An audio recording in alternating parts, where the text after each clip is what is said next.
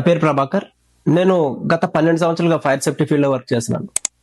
ఈ రోజు ఈ వీడియో చేయడానికి మెయిన్ రీజన్ ఏంటంటే, నాకు తెలిసిన కొద్దిపాటి ఇన్ఫర్మేషన్ ని మీతో షేర్ చేయాలని. సో వీడియో ఎక్కడా కూడా నేను బుక్ నాలెడ్జ్ షేర్ చేయను. అలాగే ఈ వీడియో ఒక లేమెన్ టర్మ్స్ లోనే కంప్లీట్ చేస్తాను. అంటే ఈ వీడియో ఎవరు చూసినా కూడా చాలా ఈజీగా అర్థమయ్యేలా. ఎవరైతే హై రైజ్ రెసిడెన్షియల్ బిల్డింగ్ లో ఉంటున్నారో వాళ్ళకి చివరి వరకు చూడండి, చాలా ఇన్ఫర్మేషన్ మీకు అయితే దొరుకుతుంది. సో ముఖ్యంగా ఈ వీడియోలో నేను ఒక 4 పాయింట్ల గురించి ఈ రోజు డిస్కస్ చేస్తాను. ఏంటా 4 పాయింట్లు అంటే, ఫస్ట్ పాయింట్ వచ్చేసరికి కేవైసీ, రెండో పాయింట్ వచ్చేసరికి ఇన్ఫర్మేషన్, మూడో పాయింట్ వచ్చేసరికి ఎవాక్యుయేషన్, నాలుగో పాయింట్ వచ్చేసరికి హెడ్ కౌంట్. ఈ 4 పాయింట్లు ఎవరైతే హై రైజ్ రెసిడెన్షియల్ లో ఉంటారో 1 పాయింట్స్. సో ఫస్ట్ పాయింట్ కేవైసీకి వచ్చేసరికి know your community. Know your community అంటే, మీరు ఎవరైతే వాళ్ళ కమ్యూనిటీలో ఎటువంటి ఫైర్ ఫైటింగ్ ఎక్విప్మెంట్ ఉంది, దాని కండిషన్ ఏంటి, ఇప్పుడు దాని స్టేటస్ ఎలా ఉంది, వర్కింగ్ లో ఉన్నాయా లేదా అన్నది మీ మెయింటెనెన్స్ టీమ్ అడిగి మీరు ఖచ్చితంగా తెలుసుకోవాలి. ఎందుకంటే అసలు మీ కమ్యూనిటీలో ఎటువంటి సిస్టమ్ ఉంది అన్నది మీకు తెలిస్తే అది ఎలా వాడాలి ఎమర్జెన్సీలో అన్నది మీకు ఈజీగా అర్థమవుతుంది. అలాగే మీ కమ్యూనిటీలో ఫైర్ ఎవాక్యుయేషన్ మాక్ డ్రిల్స్ జరుగుతున్నాయా లేదా. ఎందుకంటే మన గైడ్ లైన్స్ చెప్పేది ఏంటంటే, కొత్త బిల్డింగ్ ఎప్పుడైతే 2 సంవత్సరాల లోపు ఏ బిల్డింగ్ అయితే ఉంటుందో వాళ్ళకి ఎవ్రీ 3 months ఒకసారి ఫైర్ ఎవాక్యుయేషన్ మాక్ డ్రిల్ జరగాలని, అలాగే 2 years దాటిన కమ్యూనిటీస్ ఏవైతే ఉంటాయో వాటికి every 6 months fire evacuation mock drill జరగాలని మన గైడ్ లైన్ చెప్తుంది. దాని ప్రకారంగా మీరుంటున్న కమ్యూనిటీలో ఫైర్ ఎవాక్యుయేషన్ మాక్ డ్రిల్స్ జరుగుతున్నాయా లేదా. ఒకవేళ జరగకపోతే అడిగి మరి ఈ ఎవాక్యుయేషన్ మాక్ డ్రిల్స్ అనేది మీరు చేయించండి. ఒకవేళ జరుగుతూ ఖచ్చితంగా ఉపయోగపడుతుంది. మీలో చాలా మందికి వచ్చే ఒక డౌట్ ఏంటంటే, మేము ఒక ఐటీ కంపెనీలో వర్క్ చేస్తున్నాం, అలాగే మేము ఒక ఇండస్ట్రీలో వర్క్ చేస్తున్నాం, మాకు పీరియాడికల్ గా ఫైర్ ఎవాక్యుయేషన్ మాక్ డ్రిల్స్ ఆఫీస్ లో జరుగుతూ ఉంటాయి, అక్కడ మేము అటెండ్ అవుతున్నాం కదా, ఇక్కడ కూడా అటెండ్ అవ్వాలా ఖచ్చితంగా అన్నది మీకు ఏమైనా క్వశ్చన్ అయితే కనుక నేను దానికి ఒక చిన్న క్లారిఫికేషన్ ఇస్తాను. Office is not your own property. Office లో మీరు పట్టుకెళ్తే లంచ్ బాక్స్, ల్యాప్టాప్ ఉంటుంది. ఈ రెండింటిని అవసరమైతే మేజర్ ఎమర్జెన్సీ ఏమైనా ఎవాక్యుయేషన్ చేయాల్సిన సందర్భం వస్తే ఈ రెండింటిని మీరు వదిలేసి, లేదా ఆ రెండింటిని పట్టుకుని స్ట్రైట్ అవే స్టైర్ కేస్ పట్టుకుని కిందకు వచ్చి సెక్యూరిటీకి మీరు హెడ్ కౌంట్ ఇచ్చి స్వైప్ చేసి మీరు నీట్గా వెళ్ళిపోతారు. కానీ మీరుంటున్న ఇంట్లో ఇలాగ మీరు అన్ని వదిలి వెళ్ళిపోవాలంటే కుదరదు. కాబట్టి ఇక్కడ ఎందుకంటే మీ ఇంట్లో చాలా మెమరీస్ ఉంటాయి, సీనియర్ సిటిజన్స్ ఉంటారు, ప్రెగ్నెంట్ లేడీస్ ఉండొచ్చు, ఫిజికల్లీ ఛాలెంజ్డ్ పీపుల్ ఉండొచ్చు, అలాగే చిన్న చిన్న పిల్లలు ఉంటారు. వీళ్ళందరినీ వదిలి వీళ్ళందరినీ గైడ్ చేసిన ఒకే పర్సన్, ట్రైన్డ్ అయిన ఒకే పర్సన్ ఇవందరినీ క్లియర్ చేసుకుని వెళ్ళాలంటే చాలా కష్టం అవుతుంది. కాబట్టి నా సజెషన్ ఏంటంటే, ప్రతి ఇంట్లో అట్లీస్ట్ ఇద్దరికైనా ఫైర్ ఎవాక్యుయేషన్ గురించి కానీ, ఫైర్ ఫైటింగ్ ఎక్విప్మెంట్ స్టేటస్ కానీ తెలిస్తే ఖచ్చితంగా రియల్ ఎమర్జెన్సీస్ లో వీళ్ళు ఖచ్చితంగా హ్యాండిల్ చేయగలుగుతారు. ఎందుకంటే మీ కమ్యూనిటీలో జరిగే ఫైర్ ఎవాక్యుయేషన్ మాక్ డ్రిల్ లో మాత్రమే మీ బిల్డింగ్ లో ఉన్న అసెంబ్లింగ్ పాయింట్స్ ఎక్కడ ఉన్నాయి, అలాగే ఎవాక్యుయేషన్ ఎగ్జిట్లు ఎక్కడ ఉన్నాయి అన్నది మీకు వాళ్ళు చెప్పినప్పుడే మీకు అర్థమవుతుంది క్లియర్ గా. సో సెకండ్ పాయింట్ వచ్చేసరికి ఇన్ఫర్మేషన్ ఇన్ కేస్ ఏదైనా ఒక ఫైర్ ఎమర్జెన్సీ అయింది ఇంట్లో, ఫస్ట్ ఆఫ్ ఆల్ ఇన్ఫర్మేషన్ అనేది చాలా ఇంపార్టెంట్. మీరు ఎంత త్వరగా ఇన్ఫర్మేషన్ ఇవ్వగలిగితే అంత త్వరగా ఎమర్జెన్సీని అరికట్టగలుగుతాం. ఇన్ కేస్ మీకు ఫైర్ ఫైటింగ్ రానప్పుడు మీరు ఇమీడియట్ గా ఇన్ఫర్మేషన్ పాస్ చేయాలి. మీకు ఫైర్ ఫైటింగ్ చేయడం వచ్చు, సూటబుల్ ఫైర్ ఎక్స్టింగ్విషర్ తోటి ఫైర్ ఫైటింగ్ చేయగలం అనుకుంటే చేయండి. లేదు అంటే కనుక ఇమీడియట్ గా మీరు ఇన్ఫర్మేషన్ పాస్ చేయండి. ఆ ఇన్ఫర్మేషన్ పాస్ చేసే ప్రాసెస్ ఏంటి అంటే, దగ్గరలో ఉన్న మాన్యువల్ కాల్ పాయింట్ ని యాక్టివేట్ చేయండి. ఆటోమేటిక్ గా బ్లాక్ అలారం అంతా వచ్చి, సో మీ దగ్గరికి బ్లాక్ సెక్యూరిటీ కానీ, ఫైర్ సేఫ్టీ టీమ్ కానీ, మెయింటెనెన్స్ టీమ్ కానీ వచ్చి మీకు సపోర్ట్ అనేది చేస్తారు. అలాగే లేదు మాకు ఎంసీపీల గురించి ఏం తెలియదు అంటారా, గట్టిగా అరవండి, హెల్ప్ హెల్ప్ హెల్ప్, ఫైర్ అని గట్టిగా అరవండి. ఆటోమేటిక్ గా మీ నైబర్ మీ దగ్గరికి వస్తారు. లేదంటే వాళ్ళకైనా ఇన్ఫర్మేషన్ ఇవ్వండి, వాళ్ళైనా మెయింటెనెన్స్ టీమ్ కి ఇన్ఫర్మేషన్ అనేది పాస్ చేస్తారు. సో ఇవన్నీ కాదు, లేదా ఫోన్ చేసి ఇన్ఫర్మేషన్ ఇవ్వాలి. ఫోన్ చేసి ఇన్ఫర్మేషన్ ఇచ్చేటప్పుడు ఎవరికి ఫోన్ చేసి చెప్పాలి. మీ ఇంట్లో ఎవరైతే ఆ క్షణంలో ఉండరో, అంటే మీ పిల్లలు కానీ ఆఫీస్కి వెళ్తారు, మీ డాటర్ ఆఫీస్కి వెళ్తారు, వాళ్ళకి ఫోన్లు అయితే చేసి చెప్పకండి.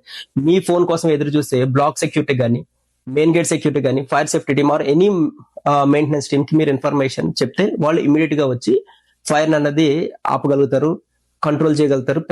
ఎందుకంటే ఫైర్ కి గోల్డెన్ పీరియడ్ అని ఒకటి ఉంటుంది, 2 to 5 minutes మీకు కన్సిడర్ చేయొచ్చు. ఈ 2 to 5 minutes దాటింది అంటే కనుక ఫైర్ స్టేజెస్ మారిపోయి అది పెరిగి పెద్ద అవుతుంది. అలాంటి సందర్భంలో దాన్ని కంట్రోల్ చేయడం చాలా కష్టం అవుతుంది. కాబట్టి మీరు ఇచ్చే ఇన్ఫర్మేషన్ చాలా వాల్యుబుల్.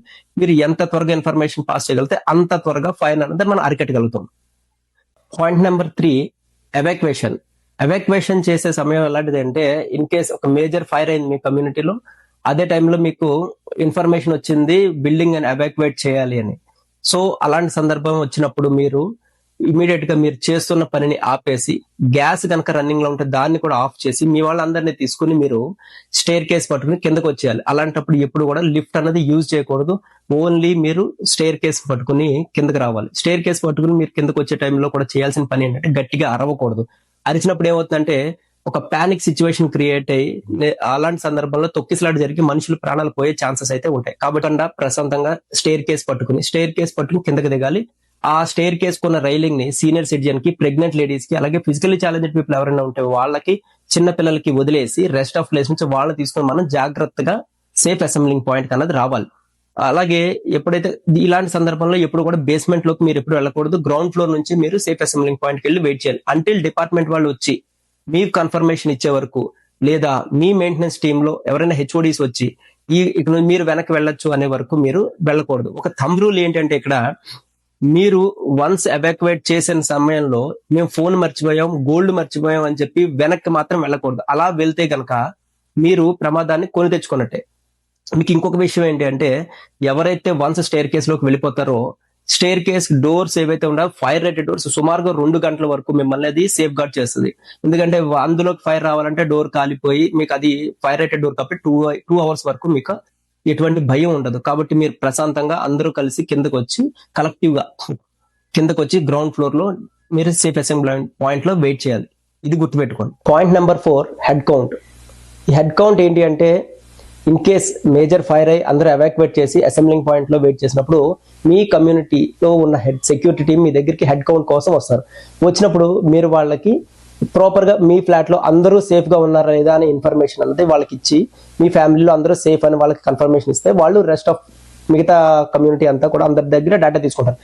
అది కాక మీరు ఎవరికి చెప్పకుండా ఎవాక్యువేట్ చేసిన వెంటనే మీరు మీ వెహికల్ తీసుకుని కమ్యూనిటీని వదిలి వెళ్ళిపోతే మీరు మిస్ అయ్యారనుకుని మీ సెక్యూరిటీ మీకోసం ఎదురు చూస్తూ ఉంటారు, వెతుకుతూ ఉంటారు. కాబట్టి ఇదంతా టైం వేస్ట్ పని. కాబట్టి మీరు ఖచ్చితంగా బాధ్యత తీసుకుని మీ కమ్యూనిటీలో ఎలాంటి ఎమర్జెన్సీ జరిగినా హెడ్ కౌంట్ ఇచ్చే బాధ్యత మీరు తీసుకుని మీ కమ్యూనిటీలో అందరూ సేఫ్ అని, మీ ఫ్లాట్ లో అందరూ సేఫ్ అనే విషయం మాత్రం ముందు ఇమీడియట్ గా సెక్యూరిటీ కన్ఫర్మ్ చేయాలి. ఇది హెడ్ కౌంట్ 4th పాయింట్.